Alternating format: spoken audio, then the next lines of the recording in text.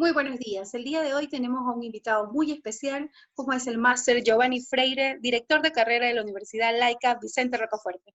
Hoy lo tenemos acerca con un tema de un conversatorio donde relata en sí la importancia de tener una actitud en los diferentes ámbitos de la vida. Máster, buenos días.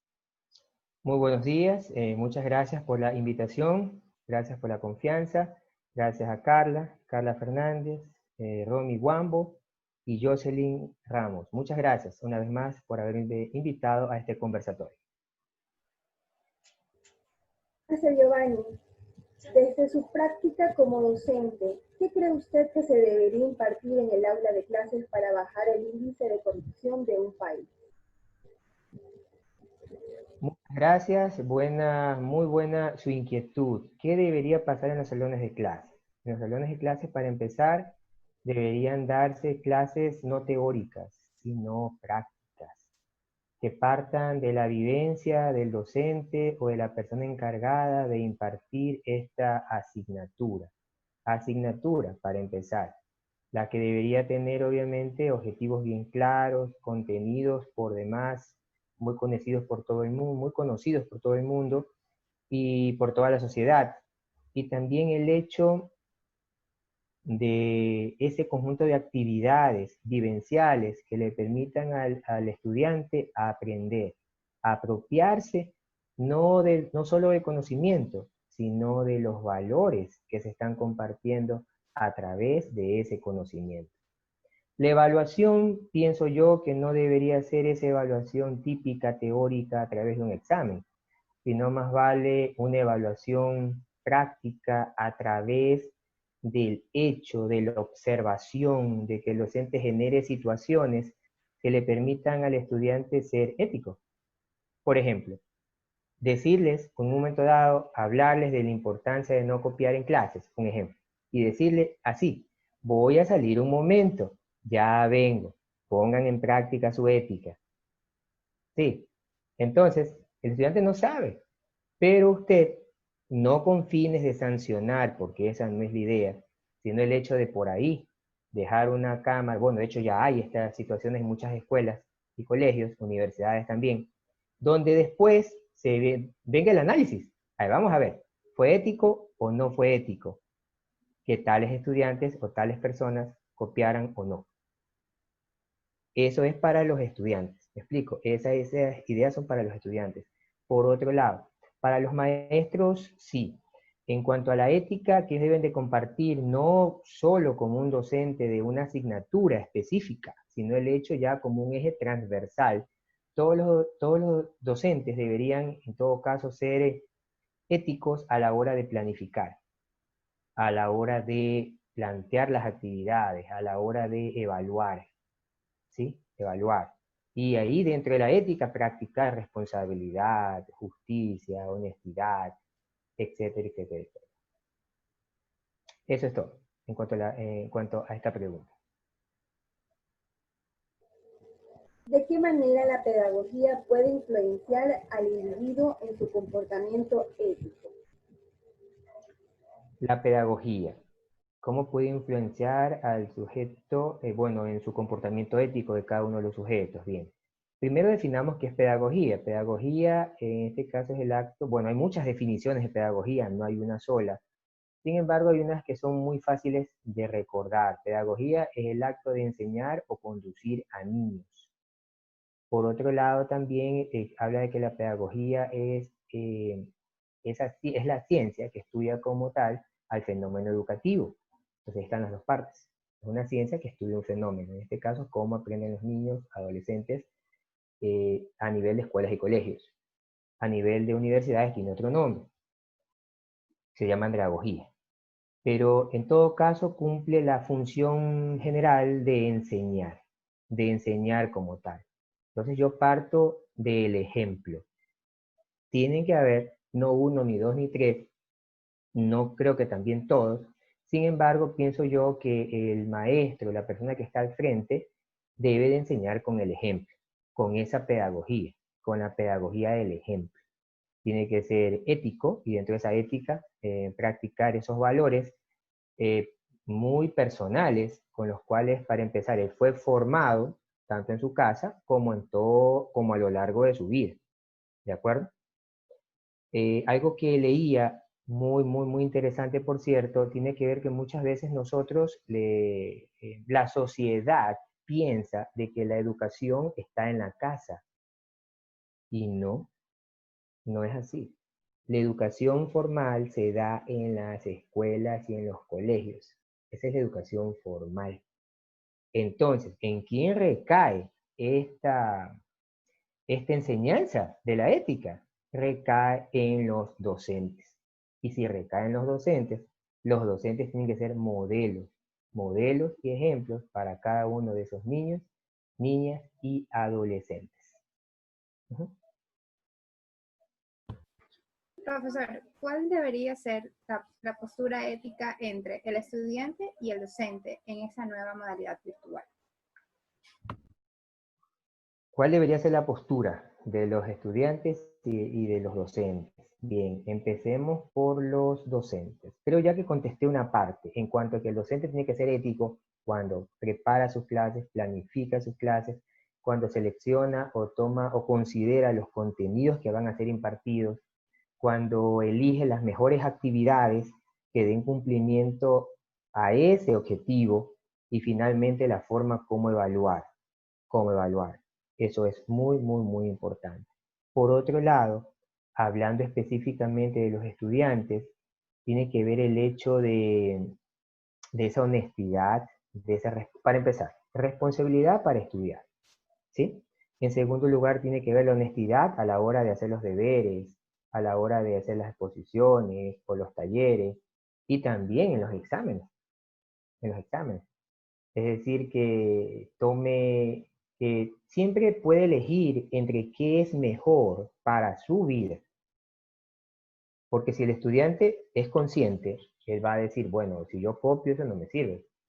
Yo puedo tener una nota, pero eso no me sirve. O si yo mando a hacer un trabajo, o más adelante una tesis, sí, pero ¿yo qué aprendí? ¿Yo con qué me quedé? Entonces, por eso, el hecho de la ética parte desde la individualidad. La ética es individual y que tiene una proyección al grupo. Eso sí es cierto, pero la ética parte o inicia desde lo individual.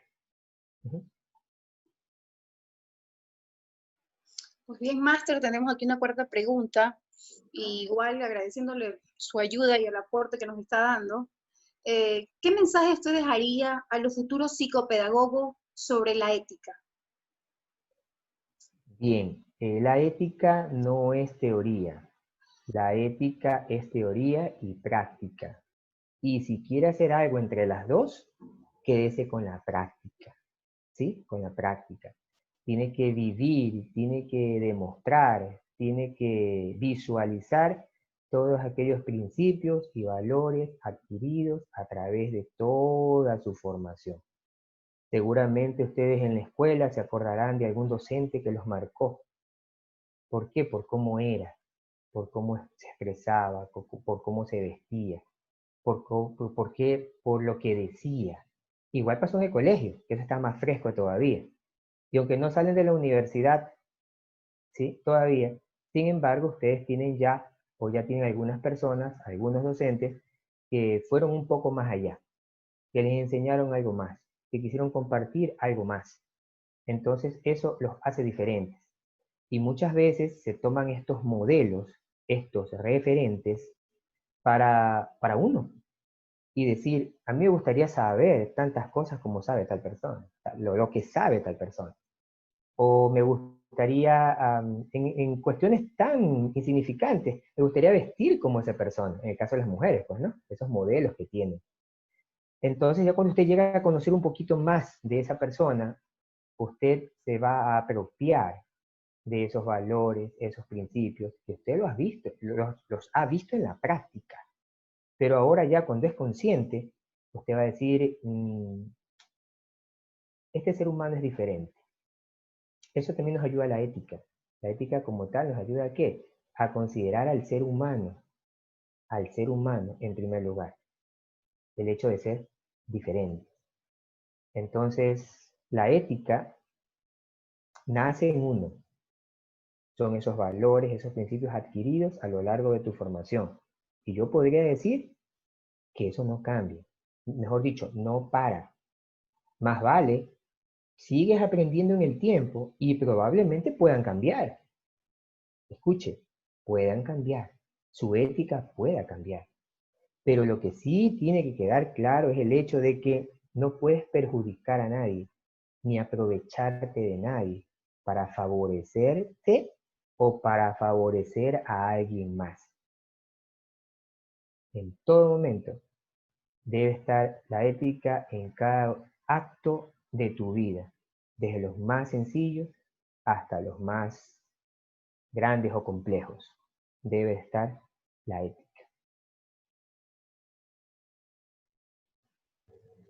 Máster, qué gusto poder haber contado con su aporte. Pero una pregunta extra, ¿no? Como curiosidad de pronto. Si usted tuviera el poder de decidir sobre cómo manejar la situación en el ámbito educativo en el país, ¿qué medidas tomaría en este estado de emergencia? Bien, hace poco escuchamos al señor presidente de la República, Lenín Moreno, decir que todo lo que está pasando en este momento o lo que estaba pasando relacionado con el número de contagiados era o se debía a la educación. Se debía porque no sabían ni siquiera cómo lavarse las manos, no escuchaban instrucciones, no sabían qué era democracia. Entonces, es un clamor general, lo he escuchado muchas veces, y tiene que ver, dice, ¿y por qué se quitó urbanidad en las escuelas y en los colegios? ¿Se acuerdan? El más famoso manual de Carreño. Tal vez usted, porque yo sí aprendí de ese manual, cómo sentarse a la mesa, cómo saludar, cómo llegar a una casa y toda la historia. Hasta cómo poner los cubiertos, por ejemplo. Forma parte de. Pero luego hubo otro ataque. No sé si ustedes se acuerdan que existía la asignatura de cívica. Cívica.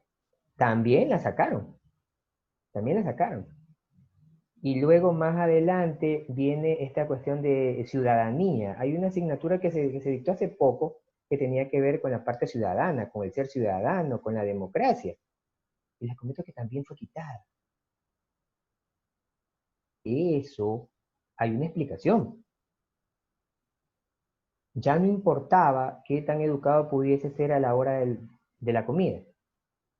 Parece que era una moda. Y luego más adelante, ya no importaba si cantabas el himno nacional, ¿sí? Y todo lo que ello encierra, la historia, todo el saber. Mire, quien no conoce su pasado está condenado a repetir los mismos errores en el futuro. Quien no conoce su pasado está condenado. O sea, eso es una verdad sine qua non. Si tú no conoces, es más, tu pasado familiar, tú conoces qué pasó con tu mamá, con tu papá, cuándo se conocieron, en qué circunstancias se conocieron, cómo fue dada esta concepción, tu concepción, cómo fue. ¿Fue producto de una planificación o fue producto de una actividad extracurricular? ¿Ya? Esa fue una broma. ¿Ya? Entonces, tienes que conocer tu pasado. Tienes que conocer tu pasado. ¿Para qué? Para no repetir el futuro. En el futuro, esos mismos errores. Entonces, y eso es lo que pasa. Actualmente, para mí, es el resultado de eso de que estudiantes de que no obedecen a sus padres, si no obedecen a los padres, ¿cómo van a obedecer a los docentes? Sí, cuando el mismo sistema les da todas las facilidades para faltarle respeto a quien quiera, a la hora que sea, en el lugar que les dé la gana. Entonces, hay algunos factores hay que ajustar, algunas cosas pienso que hay que retomar, pero por sobre todas las cosas, la enseñanza formal la da la escuela. 1. 2. También tiene que ver con los padres de familia. El hecho de dar todo el apoyo, todo el soporte para la educación de sus hijos. En tercero, está relacionado con el segundo, el hecho del padre fortalecer o consolidar aquellos principios y valores enseñados en las escuelas y en los colegios. consolidarlos en las casas. Para eso debe estar enterado, debe de conocer, debe de saber. No solamente limitarse a ver que llegue, coma, y vos se sentó a hacer deberes, pero no sé qué fue lo que hizo. No. Y además de eso, tiene que observarlo, observar a su hijo, observar a su hija. ¿Qué es lo que hace? Para ver cuál es ese cambio de comportamiento producto de la educación, que tiene que evidenciarse en el día a día. Entonces pienso eso, que deben devolver estos temas dejados a un lado, como la urbanidad, el civismo, la democracia, la vida en sociedad. Porque por último, para eso es lo que estamos siendo formados, para vivir en sociedad. Máster, se dice que la cuarentena, o en el caso de la pandemia, se ha adelantado muchos procesos en la parte tecnológica. ¿Usted cree que el Ecuador está preparado para dar este salto tecnológico, o sea, en el ámbito educativo? Interesante. ¿Qué le puedo decir al respecto? Según las estadísticas, no es ni un quinto los estudiantes de instituciones particulares en comparación a los estudiantes de instituciones fiscales, para empezar. Cifras exactas no las manejo, pero sí le puedo decir que es un grupo, la parte particular es un quinto de las otras 4 partes de las 5 que dividió la educación en el Ecuador. Una. Y esa parte, ese un quinto, ni siquiera ellos tienen todas las facilidades. En este momento les puedo conversar un poquito de la parte universitaria, donde hay muchos estudiantes que se conectan y se les cae la señal. Muchos estudiantes que tienen celular, pero no computadoras, donde si les piden un trabajo grupal, no lo pueden hacer, porque desde su celular tienen que desconectarse para hacer la tarea o para hacer la actividad. Existe ese conflicto. Como docente, ojo, como docente, yo estoy dando clases, y cuando hablo y se fue la señal, a mí se me fue la señal. Yo me quedo a veces hablando también y no veo a nadie, se le fue la señal a todo el mundo, aunque sí me escuchan, o viceversa. Me ven pero no me escuchan, o yo los veo y no los escucho. Entonces, para mí, ¿cuál es la conclusión a esta situación? Es que muchos países, la mayoría de países en el mundo, no estuvieron preparados para esta situación. Y esta situación no solamente pudo ser, o de hecho es una pandemia. No, pudo haber sido una catástrofe natural, pudo haber sido un terremoto, pudo haber sido un maremoto, pudo haber sido muchas cosas. Un incendio forestal, sí, ¿en qué nos afecta eso? Por favor, no se queme la Amazonía, imagínense. Entonces, la verdad, no estuvimos preparados. De manera general. A nivel particular, sí, hay un grupo de instituciones llamadas élite dentro del país, en Guayaquil específicamente, porque yo escuché a varias instituciones decir, ¿por qué tenemos que empezar el 1 de junio? ¿Por qué? Estamos en abril. ¿Y por qué? Si nosotros sí podemos brindar educación de calidad. Compañeros y compañeras, es triste escuchar eso, porque se están viendo desde su casa, desde su institución, pero no a nivel de país. El país debió organizarse. Creo que estamos ya hoy, 7 de junio, y todavía el país no se organiza. A nivel fiscal, no se organiza. Hay instituciones dirigidas por el gobierno. Bueno, el gobierno da alineamientos generales, pero también por otro lado hay docentes y padres, voy a hablar de los docentes, docentes donde dice, yo no tengo internet, les mando la tarea por WhatsApp. Dígame una cosa, en confianza, ¿qué va a aprender por WhatsApp? Y apoyado por los padres de familia, que ellos sí tienen saldo, pero ellos dicen, pero saldo es para comunicarme, no es para dárselo a mi hijo para que aprenda. Entonces, la verdad, no comprendo, el particular está bastante difícil. No me crea pero por ahí sé que ya hay autoridades entre el área educativa, lo más alto, a nivel de ministerio, vicepresidencia de República, presidencia de República del Ecuador, que están analizando y viendo los avances en esta materia o en este tema que tiene que ver con el volver a las clases. Este avance que se está dando en otros países, como en China, como en Francia, como en la misma España, en Estados Unidos. Ya están analizando este caso y ellos creen de que no hay fecha todavía, pero que los estudiantes van a volver a los salones de clase. Van a volver. ¿Pero por qué? ¿Por qué? Porque no hay tecnología de apoyo, no hay soporte. Técnicamente los estudiantes del sector fiscal, que son la mayoría en el país, van a estar condenados ¿a qué? A nada. Técnicamente a nada. Y tener un año perdido, porque así se llama de manera general. El 2020 va a ser considerado como el año perdido por el retroceso que hemos tenido en las diferentes áreas: económica, producción, social, política, educativa, etcétera, etcétera, etcétera.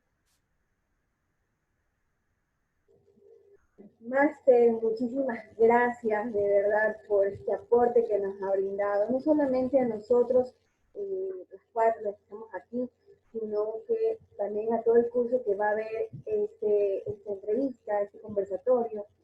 Déjenles un saludo a ellos que van a ver este video. Ok, sí. Un saludo a todos los chicos de 10º semestre de Psicopedagogía, diurno. Muchas gracias por la oportunidad.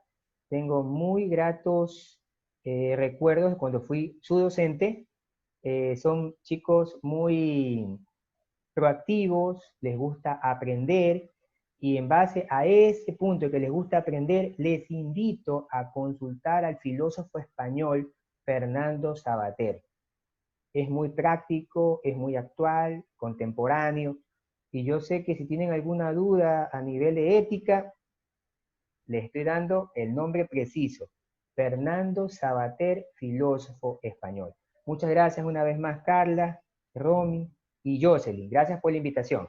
Espero poderles ayudar en otro momento.